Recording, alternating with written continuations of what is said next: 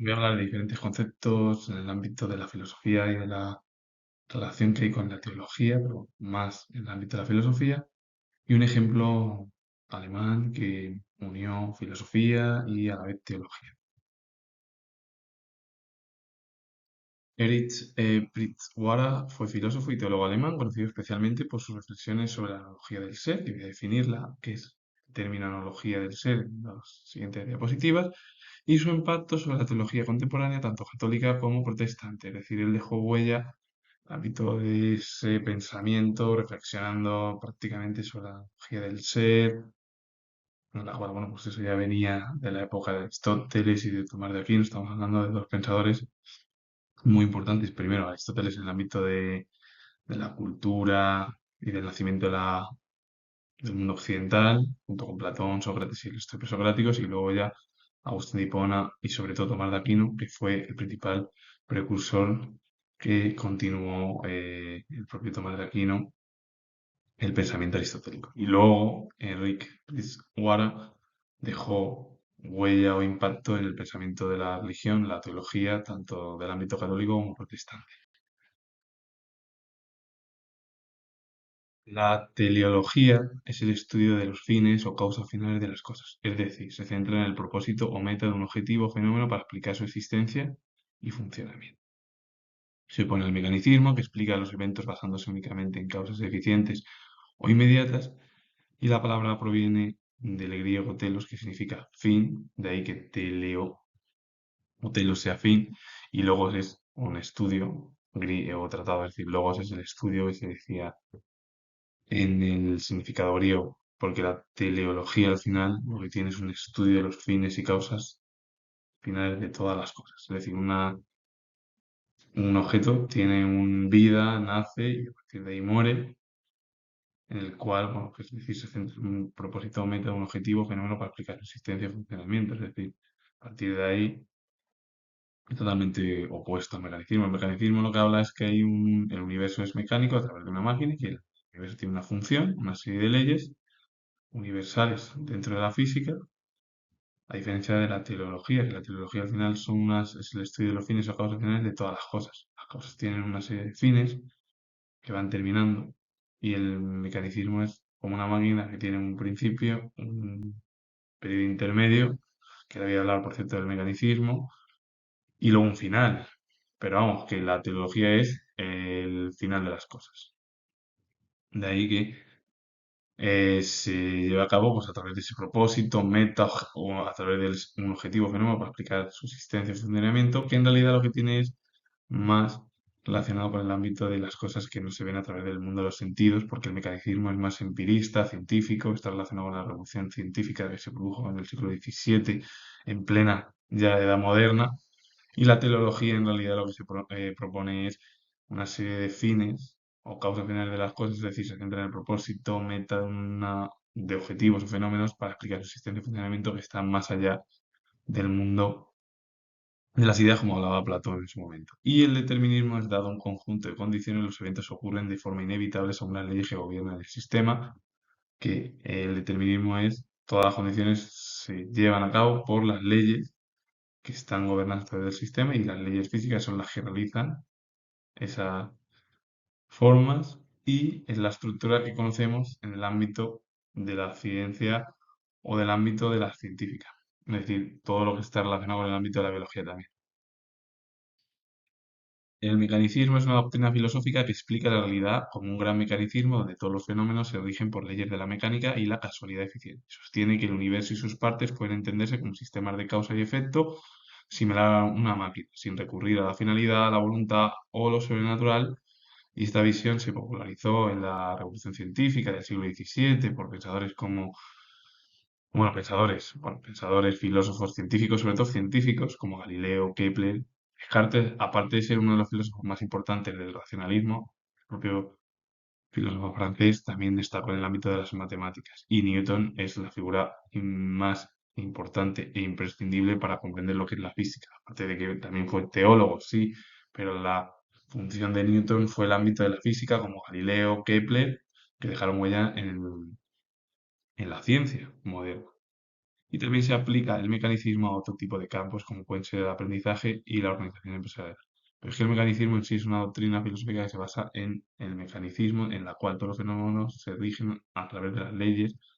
mecánicas y la casualidad eficiente. Es decir, ¿qué es lo que sostiene? Que el universo y las partes se entienden o pueden entenderse como sistemas de causa y efecto. Hay una serie de causas que pueden producir efectos. Si tú al planeta lo dañas, como pasa con el ser humano, puede producirse que en el futuro a lo mejor se viva incluso peor o que se produzca una destrucción total de la Tierra. Entonces ya eso es un problema. Lo que pasa es que el mecanicismo no recurre como la teleología. La teología sí que recurre al ámbito de que hay una voluntad,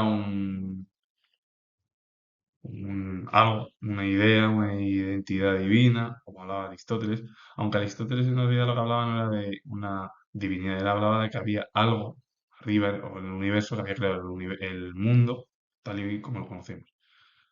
Pues el mecanismo lo que es rompe directamente con eso, porque claro, no hay ninguna finalidad de nada, no hay ninguna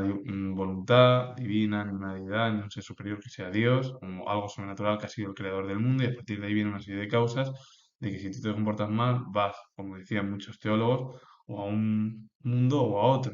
Y para ellos el alma, como hablaba Agustín de Hipona, Tomás de Aquino, y muchos teólogos también, y luego filósofos dentro del ámbito de la edad moderna y la contemporánea que se acercaron cristianismo.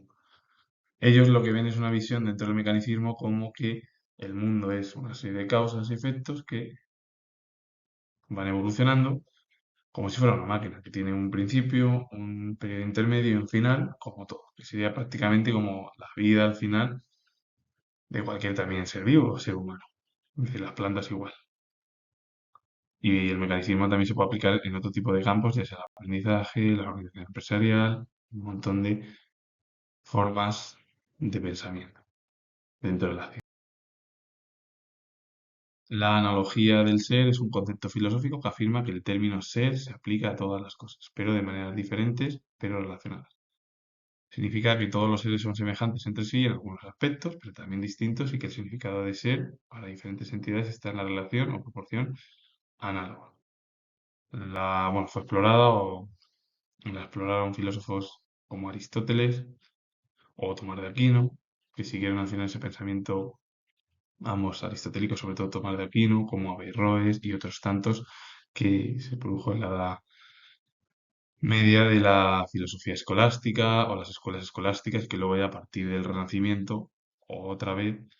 comenzaron a recuperar la tendencia y el pensamiento platónico. Esto es como casi en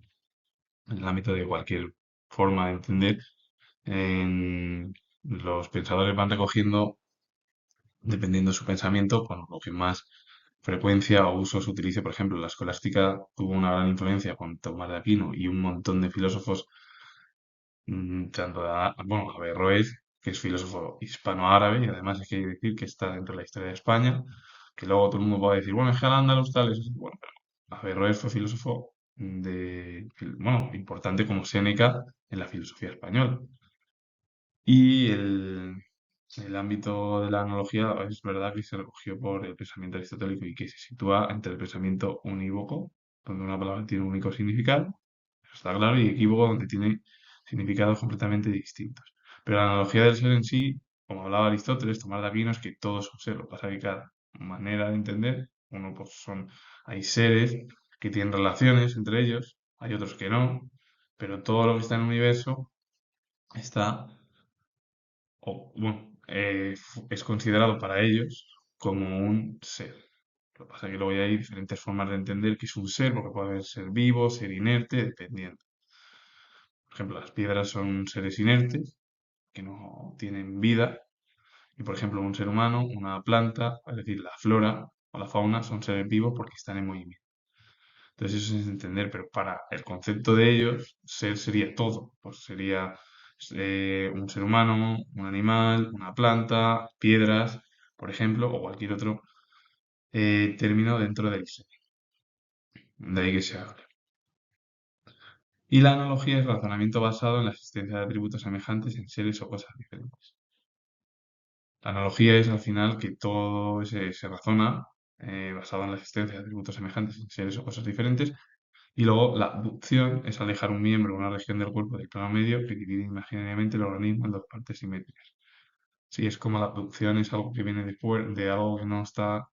a través de los sentidos, que es como la división del cuerpo y se divide y algo que está dividido imaginariamente, como por ejemplo se podría hablar del mundo de las ideas. Lo que pasa es que el mundo de las ideas platónico o de Platón habla de que el mundo de las ideas es perfecto, no hay corrupción, es lo bonito y la belleza absoluta, y en cambio el mundo de los sensibles es imperfecto, corrupción y hay un montón de problemas. Eso más de la abducción está relacionado con el ámbito del pensamiento de la religión y de la teología del periodo medieval, que es cuando tuvo su mayor apogeo hasta la actualidad, que hoy en día la religión sigue teniendo gran protagonismo en la vida del mundo occidental, tanto de España como de europeo y de América. Así que con ello finalizo, comentar que soy historiador, si os ha gustado este vídeo relacionado con varios ejemplos dentro del mundo occidental, darle a like, suscribiros, poner comentarios, repito que soy historiador y nos vemos en el próximo vídeo.